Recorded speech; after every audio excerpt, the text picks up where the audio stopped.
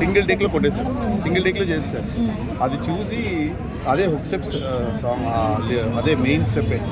దానికి ఆ రోజు సెట్లో 1000 పీపుల్ దాకా ఉన్నారు. ఆ రోజు బండ్ల గణేష్ గారు చాలామంది వచ్చారు. ఆ రోజు బుచ్చిబాబు గారు ఇంకొకటి వచ్చారు, అండ్ మన మీడియా రాంబాబు గారు అందరూ ఉన్నారు అక్కడే. అందరూ లెగిసి క్లాప్స్ కొట్టారు. దానికి అసలు హోల్ సెట్ అంతా లేచి నుంచి క్లాప్ కొట్టింది. ఆయన సింగిల్ టేక్లో చేసేసారండి. అది చూసి నేను షాక్ అయిపోయి, ఇది కదరా బాస్ అని. So that is what my experience. అంటే ఆయన కొన్ని వేల స్టెప్స్ వేశారు ఆయన కెరియర్లో. సో ఈ హుక్ స్టెప్కి అయితే అద్భుతమైన రెస్పాన్స్ వస్తుంది మనశంకర్ వరప్రసాద్లో మొత్తం అన్ని స్టెప్స్ కంటే. సో ఎలా అనిపిస్తుంది ఆడియన్స్ నుంచి ఆ రెస్పాన్స్? అది చాలా ఎంజాయ్ చేస్తున్నానండి నేనైతే.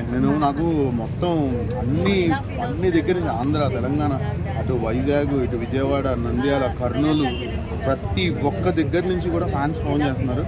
ఫోన్ చేసి అసలు అన్న మా బాస్ని మాకు ఇచ్చామన్నా. నేను ఒకటే చెప్తాను ఏంటంటే, మెగా ఫ్యాన్స్ అందరికి కూడా నేను అనుకున్నది ఏంటంటే, చిరంజీవి గారిని మీరు ఎలా చూడాలనుకుంటున్నారో నేను కూడా అలాగే చూడాలనుకున్నా. సో దట్ ఈస్ వాట్ ఈరోజు మీ అందరి తరపున నేను ముందు నిలబడి నేను కంపోజ్ చేయడం జరిగింది అంతే. సో అది ప్యూర్లీ ఫ్యానిజం. మనల్ని మెగాస్టార్ మనం చూసి మనం ఆయన ఆరాధించడం వేరు, ఆయన మనల్ని గుర్తించి మనల్ని గుర్తుపెట్టుకొని మనం పిలవడం అనేది నిజంగా గ్రేట్ అనమాట. అది మీకు వచ్చిన ఆపర్చునిటీ. సో అనిల్ గారు అలా చెప్పినప్పుడు, అలా పిక్ చేసుకున్నప్పుడు మిమ్మల్ని ఫస్ట్ వచ్చిన అసలు ఏంటి గుర్తేస్తారో అది గొప్పదనం అండి, చిరంజీవి గారు గొప్పదనం అది. ఎందుకంటే ఎంతో మందికి అవకాశాలు ఇచ్చారు. ఎంతో మంది ఆర్టిస్టులు, సినిమా ఇండస్ట్రీలో ఎంతో మంది పెద్ద పెద్ద హీరోలు ఈ రోజు చిరంజీవి గారి నుంచి కదా వచ్చింది చాలా మంది. అంతెందుకండి పరోక్షంగా అండ్ కనబడి కొంత కనబడకుండా కొంత కూడా చాలామంది. ఇప్పుడు చాలామంది డాన్సులు వేసుకునే వాళ్ళు వీళ్ళు చిరంజీవి గారు పేరు చెప్పుకుని చిరంజీవి గారు డాన్సులు చేసి వాళ్ళు కూడా కాలాన్ని గడుపుతున్నారు.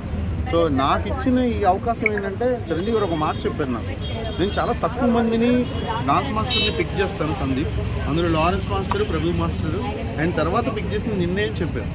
సో అప్పుడు నాకు చాలా భయం వేసింది. సార్ అలా అనగానే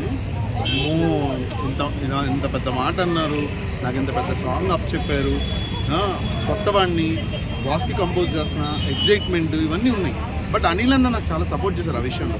అనిల్ అన్న ఏమన్నారంటే, సందీప్ ఎప్పుడు కూడా నువ్వు కంపోజ్ చేసేటప్పుడు నువ్వు already you are into the project, don't get over excited. దానివల్ల నీకు ఏమవుతుందంటే నీ క్రియేటివిటీని డౌన్ అయిపోతుందని ఒక మారల్ సపోర్ట్ ఇచ్చారు అన్న.